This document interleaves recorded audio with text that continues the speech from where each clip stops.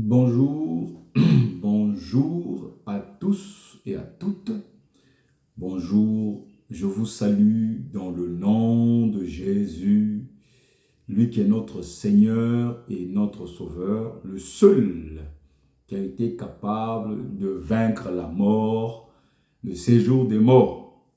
Il est descendu aux enfers 3 jours après.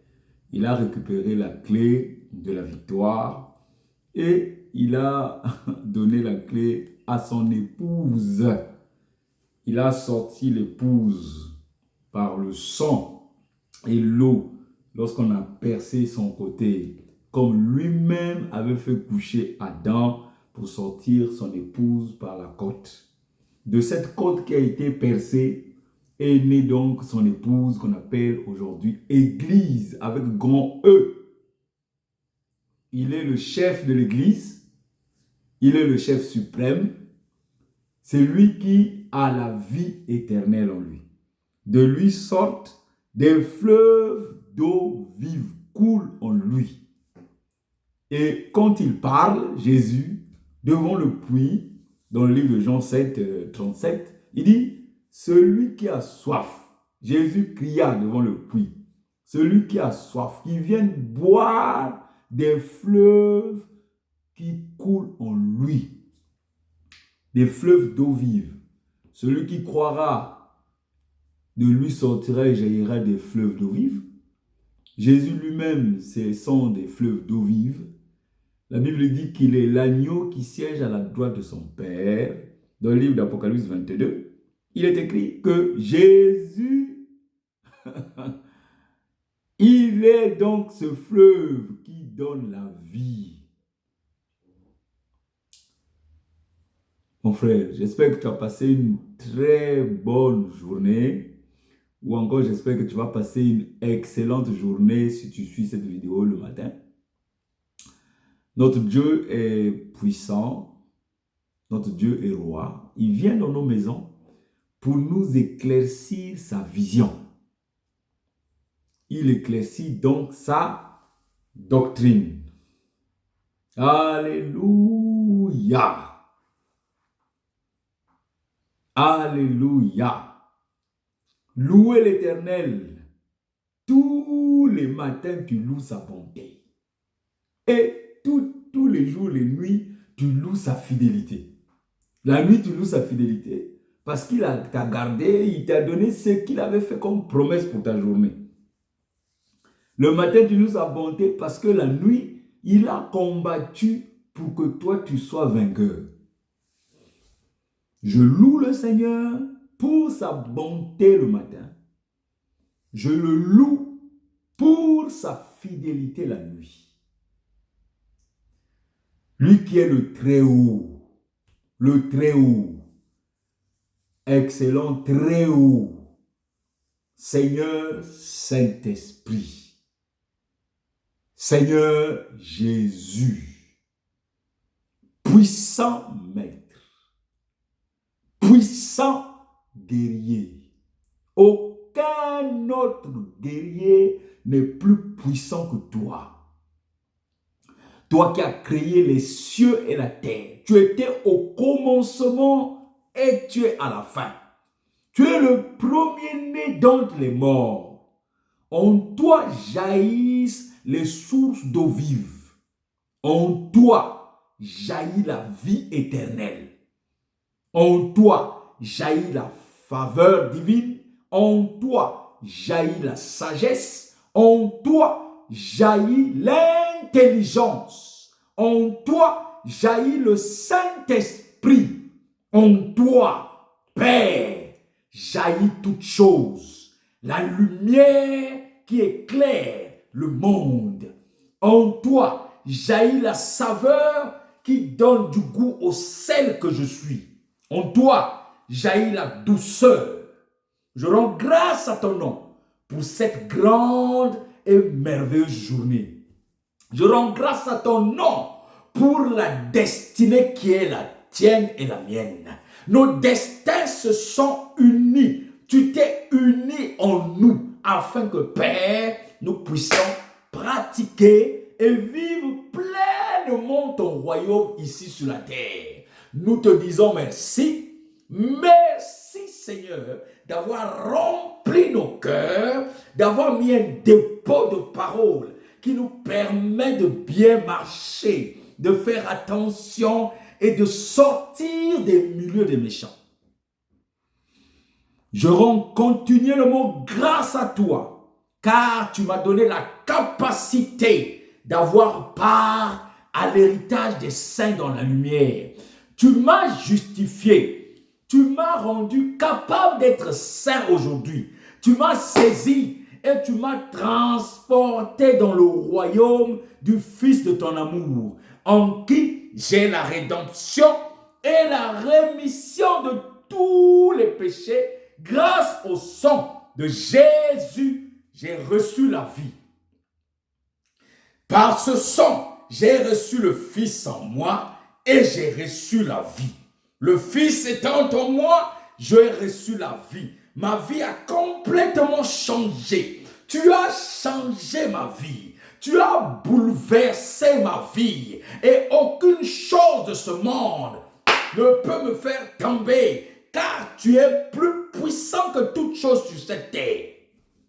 Gloire à toi, gloire à toi, gloire à toi, Seigneur Saint-Esprit, gloire à toi, Éternel le Très-Haut, gloire à toi, mon Dieu, qui fait ma joie, car tu as mis la joie en moi à travers ta parole. J'ai la joie quand je viens à toi, j'ai la joie quand je parle de toi, j'ai la joie quand je fais attention.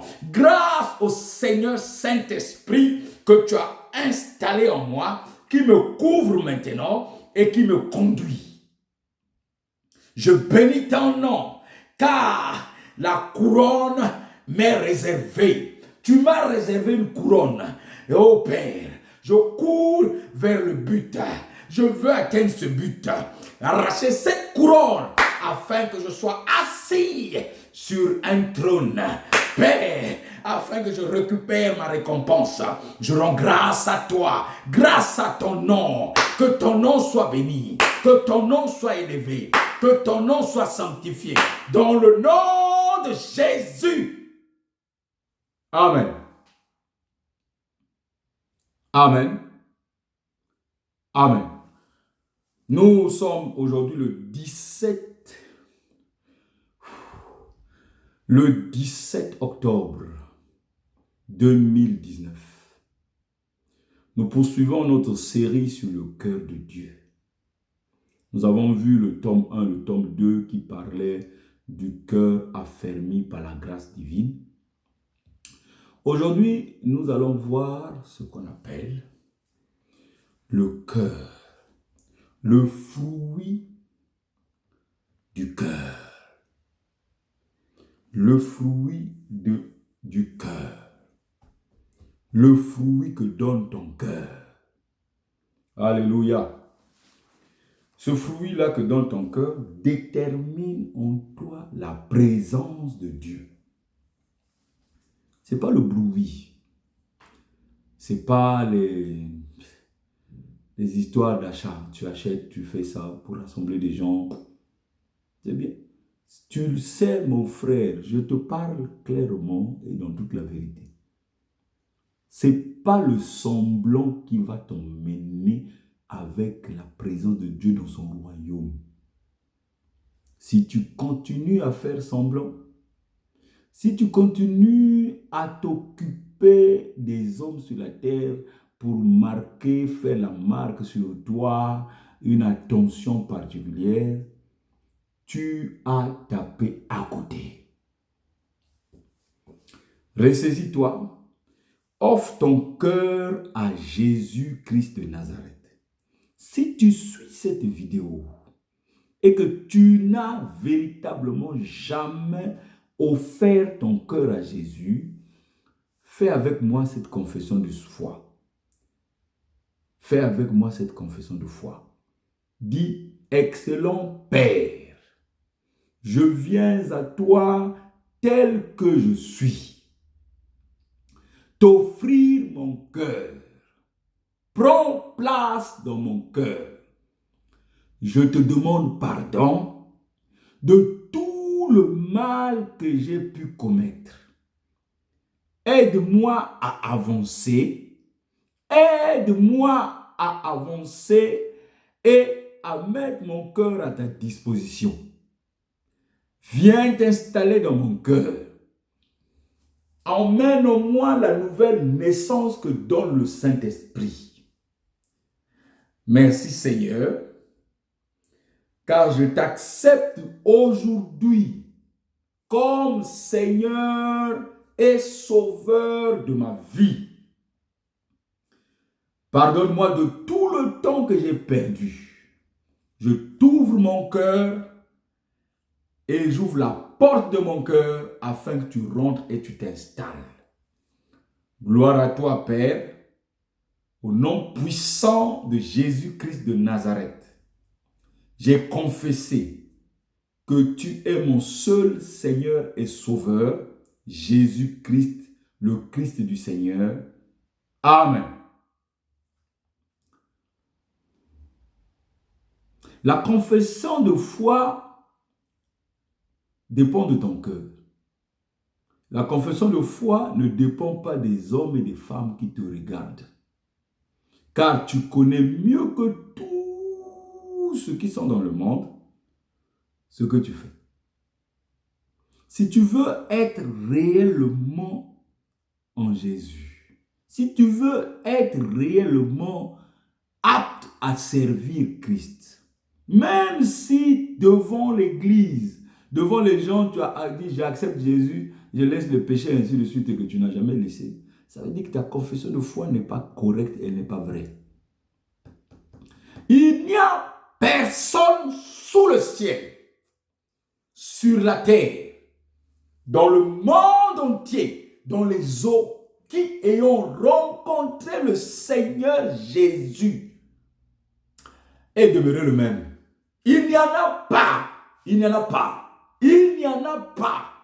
Donc, si tu as fait une confession devant les gens et que la vie n'a pas changé, tu n'as pas laissé, le cœur n'a rien laissé, pas par contrainte, mon ami, refais ta confession. Sois maintenant sincère envers Dieu. Le Seigneur Jésus a accusé les enfants qui disaient qu'ils étaient enfants d'Abraham que votre père c'est le diable, dans le livre de Jean chapitre 8 à partir du 31, mais c'est vers 44 là-bas qui va les accuser que votre père c'est le diable. Pourquoi? Parce qu'ils n'étaient pas sincères. Beaucoup dans le monde aujourd'hui parlent Jésus, Jésus, Jésus, Église. Ils ne savent même pas que veut dire Église. Ils ne savent même pas quel fruit ils doivent porter. Quel est le fruit que votre cœur doit donner? Quel est le fruit que le cœur doit donner? C'est faire semblant devant les gens, tu es doux, tu parles doucement, on dit ah, celui-là il est bon. Hein? Au fond, ton cœur est mauvais. David dansait devant sa femme roulée par terre. David roulait par terre.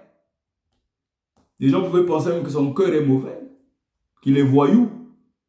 D'ailleurs, c'est lui qui a entraîné dans la caverne d'Adullam 400 bandits, 400 endettés, 400 malheureux.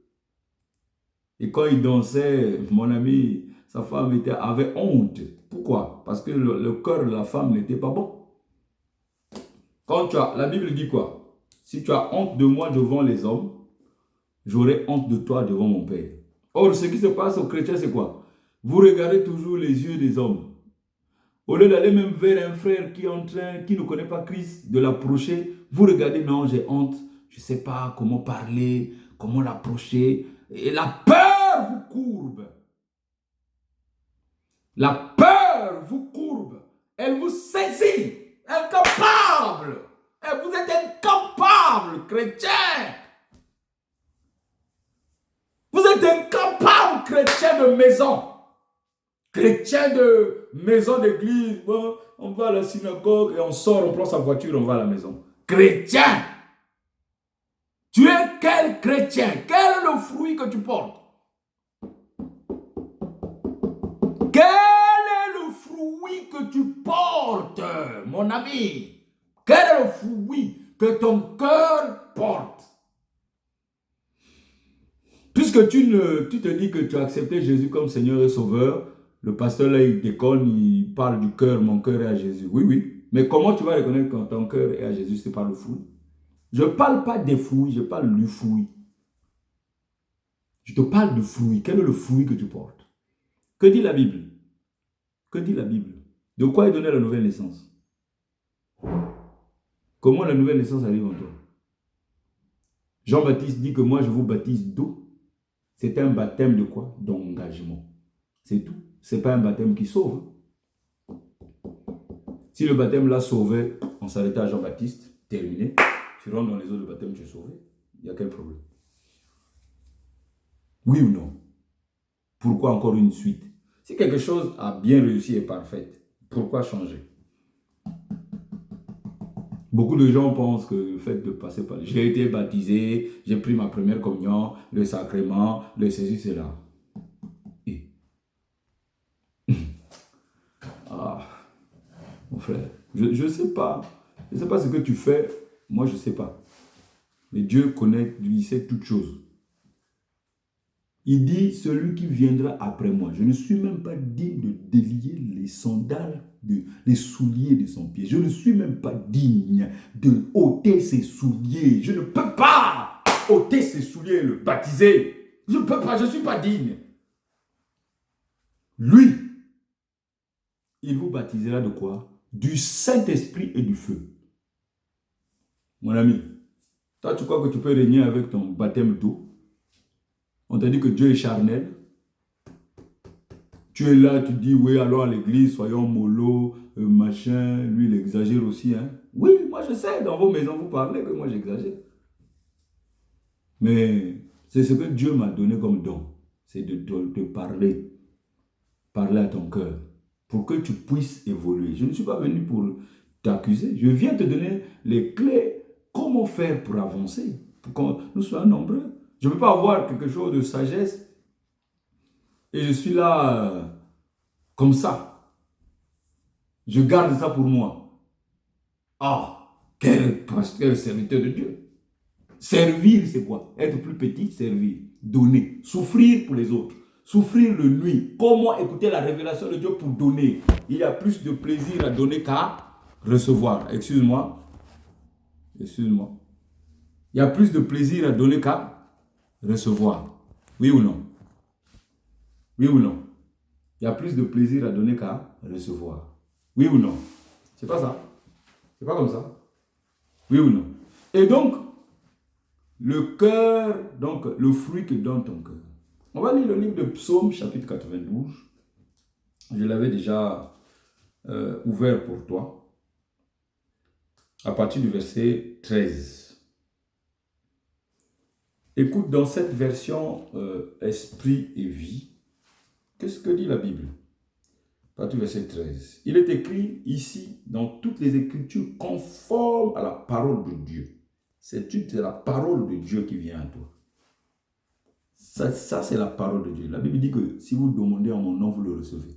Demandez que la parole vienne. Dit au nom de Jésus, parole de Jésus, viens dans mon cœur. Il dit, si vous demandez sincèrement tout ce que vous demandez, je vous le donnerai. Demande que la parole qui va être lue maintenant vienne dans ton cœur. Tu vas recevoir la parole. Il est écrit,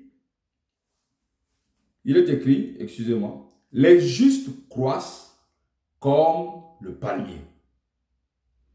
Ils s'élèvent comme le cèdre du Liban. Plantés dans la maison de l'Éternel, ils prospèrent dans les parvis de notre Dieu. Ils portent encore des fruits dans la vieillesse. Ils sont pleins de sève et verdoyants. Pour faire connaître que l'Éternel est juste, il est mon rocher et il n'y a point en lui d'iniquité. Écoute très bien la partie, il dit, il porte beaucoup de fruits. Ok? La partie du verset 15, il dit, ici dans la version Le Semeur, il est écrit ceci. il est écrit que, donc Psaume 92, verset 15, ils seront féconds. Parce que le fruit, c'est la fécondité. Un arbre pousse, produit le fruit, c'est qu'il est fécond. Qu'est-ce que la fécondité? On dit que le juste, même à la vieillesse, peut être fécond. Pourquoi? Regarde le dernier chapitre de Deutéronome, chapitre 34, verset 7. Que dit la Bible? Que dit la Bible? Je l'avais préparé pour toi et moi. Il est écrit, chapitre 34, dans la version Thomson. Il est écrit ceci. Moïse était âgé de 120 ans lorsqu'il mourut. Sa vue n'était pas éteinte et sa vigueur n'avait pas disparu. Vigueur d'un homme, il était donc toujours fort. Il pouvait toujours même prendre une autre femme pour en faire les enfants. C'est ça la vigueur. Hein? Vous dites, je suis vieux, je suis comme ça, je suis comme ceci. Mais la vigueur, c'est le Saint-Esprit qui donne la vigueur. C'est le Saint-Esprit qui donne la vigueur. Il te faut produire de fruits pour que la présence de Dieu soit confirmée en toi. Le Saint-Esprit vivant en toi produit du fruit. Qu'est-ce que ton cœur produit comme fruit? Ton cœur produit des échecs? Ton cœur produit quoi? Qu'est-ce que ton cœur produit comme fruit? Je te pose la question, mon frère. Qu'est-ce que ton cœur produit comme fruit? Tu es chrétien, non? Tu dis que tu es chrétien. Et donc, si tu es athée, qu'est-ce que ton cœur produit comme fruit? Si tu as fait la confession de foi, la Bible dit dans le livre de Jean chapitre 1, verset 12, qu'à celui qui a cru, celui qui croit que Jésus est Seigneur et Sauveur, il a cru au nom de Jésus, qui a reçu Jésus comme Seigneur et Sauveur. La parole fait de cette personne. Ce n'est pas un pasteur. Hein? La parole fait de cette personne un enfant de Dieu. C'est la parole qui engendre. Un homme ne peut pas engendrer que tu sois enfant de Dieu. Un homme n'engendre pas un enfant de Dieu. Un homme engendre un enfant d'un homme.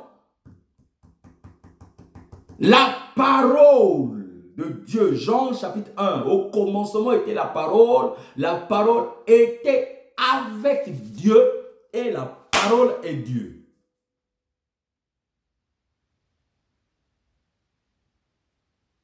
C'est la parole qui fait de toi enfant de Dieu. Ce n'est pas moi. C'est la parole qui sort de la bouche d'un serviteur. La parole qui a été mise, Christ installe la parole dans le cœur. Quand ça jaillit, ça te touche. Quand j'impose les mains sur les malades sont guéris. Ce n'est pas ma main, c'est la parole. Puisque la parole dit qu'en imposant les mains sur la maladie, la parole agit. Une parole ne peut pas sortir. La parole de Dieu ne peut pas sortir et ne pas produire. Et elle produit et repart. Elle produit et repart. Pour repartir vers l'ordonnateur de la parole qui est Dieu Tout-Puissant, la parole doit d'abord germer, porter du fruit. Ne savez-vous pas que Jésus est le cep et que vous êtes les sarments? Jean chapitre 15. Si vous demeurez en Jésus et que Jésus demeure en vous, vous porterez des fruits en abondance. Vous porterez du fruit en abondance. Vous serez fécond. C'est ça, porter du fruit. Vous serez fécond. Les fruits de l'esprit jailliront en vous. Les fruits de l'esprit vont jaillir de vous. Galates chapitre 22, Galates chapitre 5, verset 22. La crainte de l'Éternel viendra en vous. C'est le commencement de la sagesse. Le fruit de l'esprit, c'est la sagesse. Alléluia. Personne ne peut te transférer la crainte. Il faut d'abord que tu donnes ton cœur, tu livres ton cœur à Dieu. Tu dis, Seigneur, vraiment, je me suis promené. Je suis allé de gauche à droite. Je n'ai rien reçu. Aujourd'hui, Prends-moi tel que je suis, je t'en supplie. Pardonne-moi de tous mes iniquités. Lave-moi par ton sang. Si tu crois en ce qui sort, la parole vient s'installer en toi. S'installe dans un cœur. Vous savez que Dieu est un Dieu jaloux. Dieu ne peut pas s'installer dans ton cœur et puis un autre vient s'installer. Non, Dieu va tout faire pour conserver sa place. Le cœur est le temple du Saint-Esprit. Ne savez-vous pas? Vous appelez le Saint-Esprit s'installer dans votre cœur et à chaque fois vous avez des doutes. Mais c'est terrible. C'est terrible. Vous frustrez le Saint-Esprit. Vous dites, est-ce que c'est toi? Est-ce que c'est pas toi? Vous avez appelé. Vous avez fait la confession de foi. Vous avez cru en la parole que celui qui a cru, qui a reçu, est devenu enfant de Dieu. Vous êtes enfant de Dieu. Vous avez des doutes. La peur est encore en vous. Le doute attriste le Saint-Esprit. Vous détruisez vous-même ce que Dieu veut bâtir en vous. Vous prenez Jésus, que vous avez reçu comme Seigneur et Sauveur. Vous l'emmenez dans des boîtes de nuit. Vous prenez Jésus, vous l'emmenez chez les psychiatres. Vous prenez Jésus, vous vous dites enfant de Dieu. Vous l'emmenez dans les querelles. Vous êtes en train de faire une affaire avec un prochain. Jésus est en vous. Vous êtes en train d'escroquer. Vous êtes en train de marcher. Jésus est en vous. Vous draguez une femme. Vous êtes en train de séduire un homme. Jésus en vous. Vous êtes en train de le transporter. Vous dites enfant de Dieu, pasteur, évangéliste, chrétien d'aujourd'hui, enfant de Dieu. Et vous avez Jésus en vous.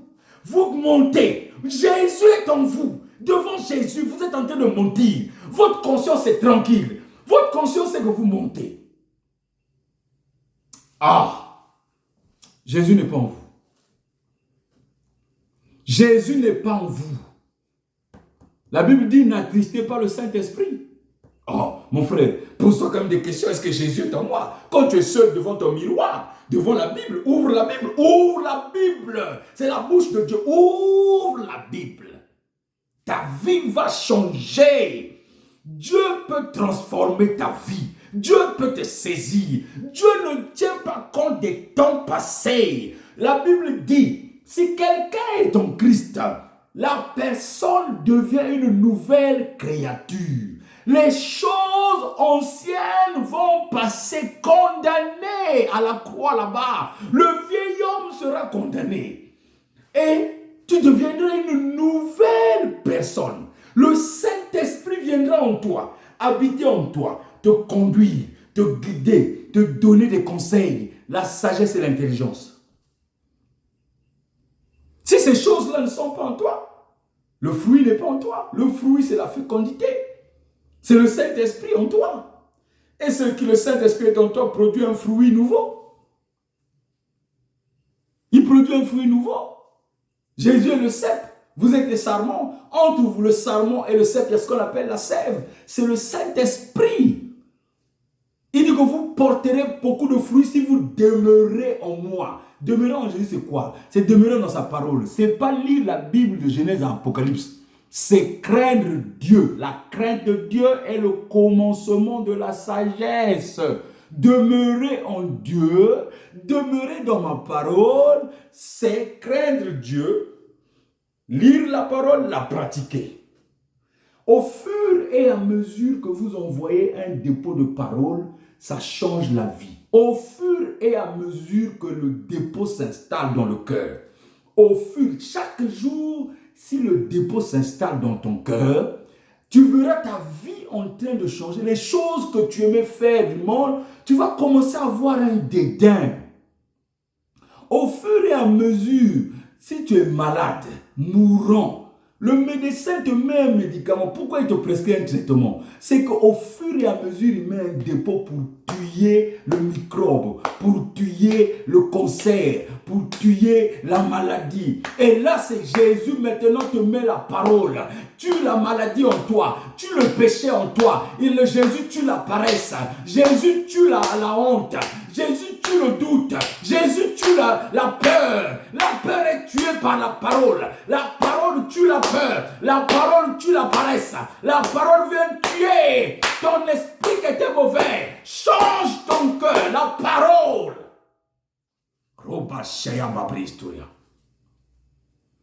Jésus-Christ de Nazareth, c'est lui qui te donne un cœur bon.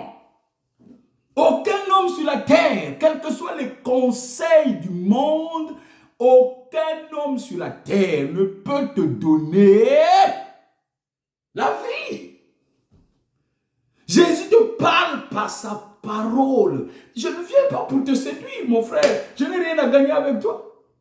Je n'ai rien à gagner avec toi qui me suis. Je n'ai pas besoin que tu viennes là où je vis. Je n'ai pas besoin, mon frère. Écoute, notre demeure n'est pas terrestre.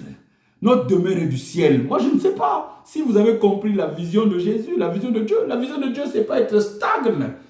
Jésus t'aide, Jésus te bénit, il te donne un travail, il te donne une famille. Mais tu fais le papa-maman. Tu vas au boulot, tu reviens, tu t'assois, tu manges, tu suis la télé, tu vas dormir et tu pries 5 minutes avant de dormir. Seigneur, merci pour la journée. Amen. Le matin, tu te réveilles, merci du réveil, tu vas au boulot. Jésus t'a envoyé sur terre pour aller au travail. Jésus t'a envoyé sur terre pour vaquer à tes nombreuses occupations inutiles. Jésus t'a envoyé pour ça. Jésus t'a mis un dépôt. Jésus te tire du milieu du monde pour que tu ailles maintenant vers la bataille. Tu dois être un cheval glorieux pour la bataille, comme on dit dans Zacharie chapitre 10, verset 3. Tu es un cheval glorieux pour la bataille. Tu mets ton dos, Jésus grimpe et Jésus s'en va. Alors tu vas prendre Jésus, tu vas l'emmener dans des milieux bizarres, mon ami. Réfléchis avant de faire quelque chose.